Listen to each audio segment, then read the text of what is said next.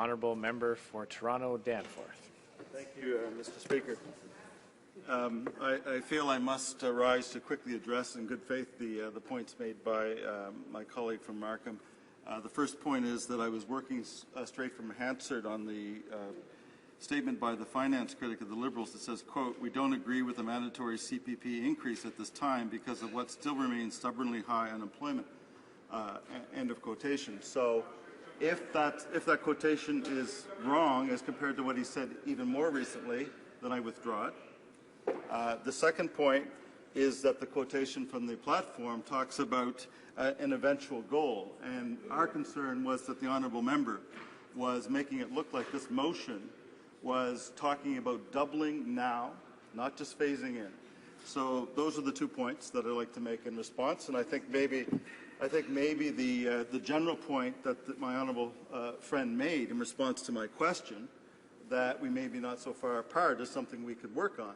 I'm beginning to learn from the interventions from our colleagues across the way that there may be at least some room for discussion in the sense that at least one member has backed off and said, of course we're not against raising the CPP, it's just that not now.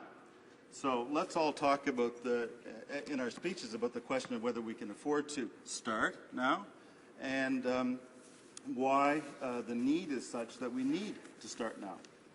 Now the motion, just so that everybody is not under any misapprehensions, says that the House call on the government to commit to supporting an immediate phasing of increases to basic public pensions benefits under the Canada and Quebec pension plans at the upcoming meeting of federal, provincial and territorial finance ministers this month at Meech Lake.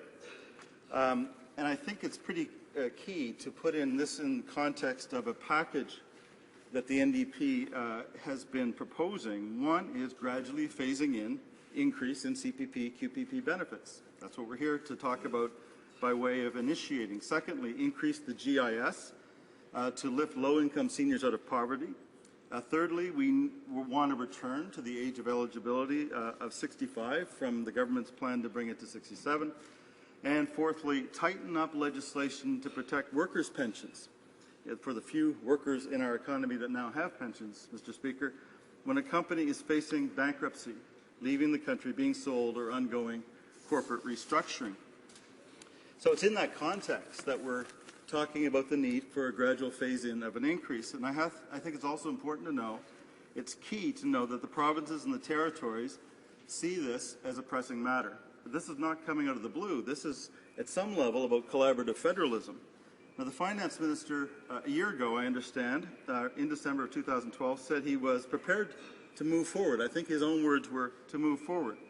But now we have the government denying that. And the provincial, territorial and federal finance ministers will meet next week with a plan already on the table, at least the beginnings of a plan from the provincial and territorial governments that this government now seems intent on sidestepping. And that's really the question, is will this government be working with the provinces and the territories to get a start on what we're calling a phase-in?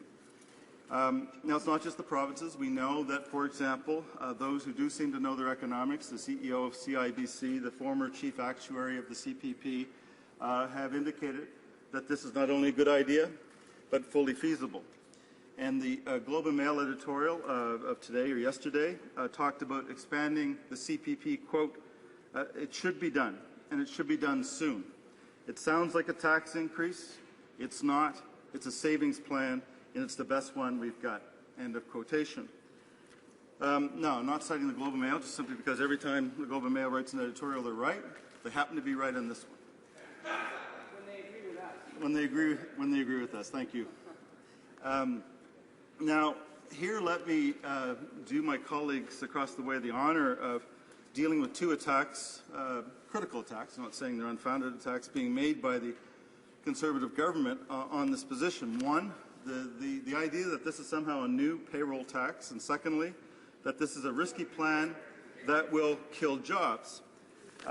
First one, the claim that this is a new payroll tax. Well, the truth is, as the Canada Research Chair in Public Finance at Simon Fraser University, Professor John Kesselman has told us, and keep in mind he's one of the country's experts on payroll taxes, he's told us that this is a misrepresentation, that the CPP is a savings plan. It's not a payroll tax on employers even. It is a retirement investment plan jointly funded by employee and employer, and we can't forget the broad purpose that not only increases the retirement security of individuals, but this is key, also the collective economic security of the entire society.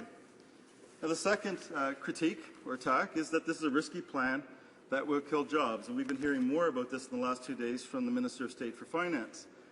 Now, I worry that this is very misleading to Canadians or of Canadians by the government. Experts have been clear that previous increases to CPP contributions did not hinder the economy, did not cause job loss.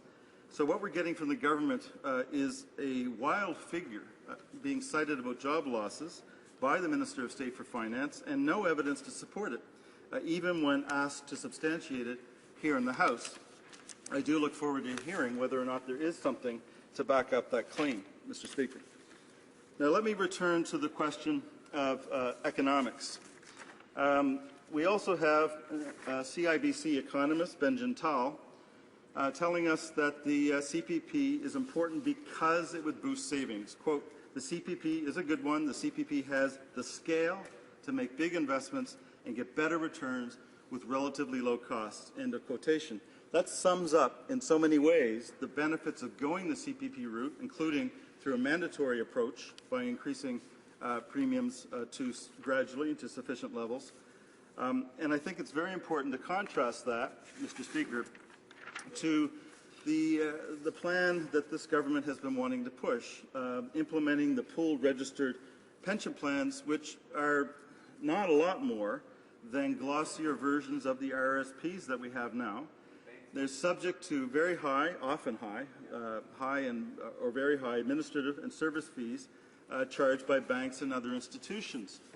The difference between the cost effectiveness of the CPP and RRSPs is quite astounding, and I think even recent figures coming down suggest that the performance of the CPP over the last measurable cycle was well in excess of the RRSPs that Canadians are encouraged to put their money in privately. Now, let me now turn to the question that I mentioned at the outset of need. We're living in an era of increasingly precarious work, and here I salute my colleague from Toronto, from Davenport, who's been putting this at the forefront of a lot of his work in Toronto. The fact that more and more the work world is one where almost nothing can be counted on, and this includes fewer workplace pensions. Indeed, 11 million Canadians are without any workplace pension. And at the rate we're going, 60% of current youth will retire with a drop, and for many of them a significant drop in their standard of living. Now, precarity of security, of financial security at retirement also comes from life circumstances that mean some people have different periods in the workforce, so often having nothing to do with anything to do with their own fault or with lack of merit. It's just the way things have turned out.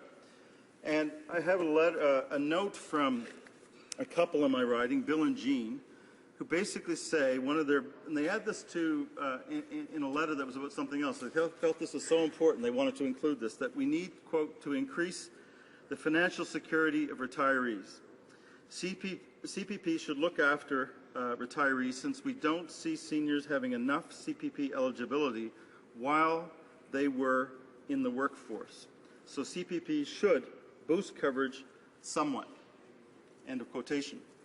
Now, it's important to note that whole question of period of time and lateness into the workforce is something especially experienced by women in our society. Don't have to go into detail. I think everybody here understands that. And it's made even worse by something that was brought to my attention by a constituent at my recent holiday party. We spoke for a good 5 to 10 minutes on this, and she talked to me about ageism in the work world. How it is that increasingly it's difficult to find jobs when you lose your job in your late 40s or your early 50s, and that has knock-on effects for your ability to collect CPP. It's true that the reality of the needs that are pushing us and other commentators for the gradual phase-in of increasing CPP has to lie at the bottom of this. We have to understand what the average citizen is experiencing, the stress in their lives, in their work lives. They know the challenges they're facing, and they know that they need some kind of help from the Parliament of Canada. Thank you, Mr. Speaker. Questions and comments. Questions et commentaires. The Honourable Minister of State for Western Diversification. Thank you, Mr. Speaker, and certainly in the spirit that we've had in this place with regard to debate and validity of debate, I actually, respect my colleague making the comment on the front end of his speech where he's saying we really should be having the debate about whether we should increase CPP premiums now. And in the spirit of that question, I actually just have some honest questions that I'd love for him to address. What are the size of the premium increase that he would anticipate in terms of being necessary to support this proposal? What assumptions on the size of the workforce, what would the workforce size need to be to support this proposal down the road in terms of its sustainability? And what assumptions were made that assert their claim that this wouldn't have an impact on job creation or job sustainability? Because when you do increase the cost of a premium like this to employers, obviously that is going to be a factor in their cash flow analysis and their long-term business planning.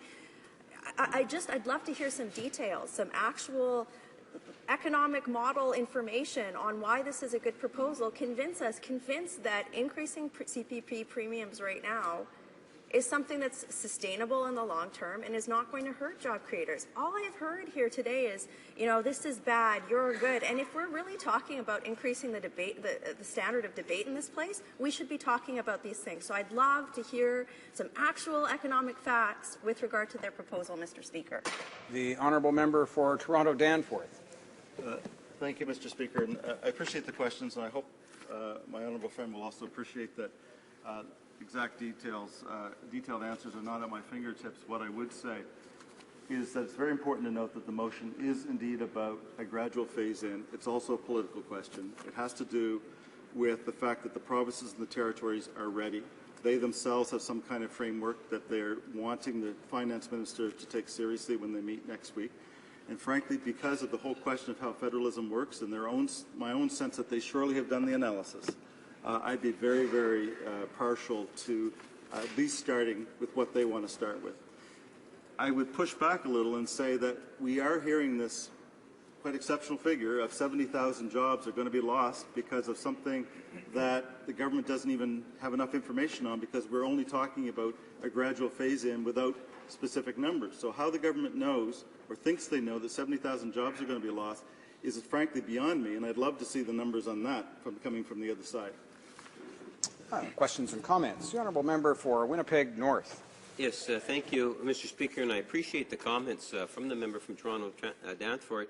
I do want to pursue this whole issue in terms of trying to get a little bit more clarity. I appreciate the motion that the NDP have brought forward. There is some confusion, and if you could provide some certainty in terms of clarity, it would be greatly appreciated. There was a time in which the NDP's position was to double up on CPP. If I listen to this member in particular and the member from Vancouver, who in essence said, well, 5 years, 10 years, 15 years, maybe it might happen type of thing, can the member from Toronto-Danforth clearly indicate that there has been a change in shift in policy?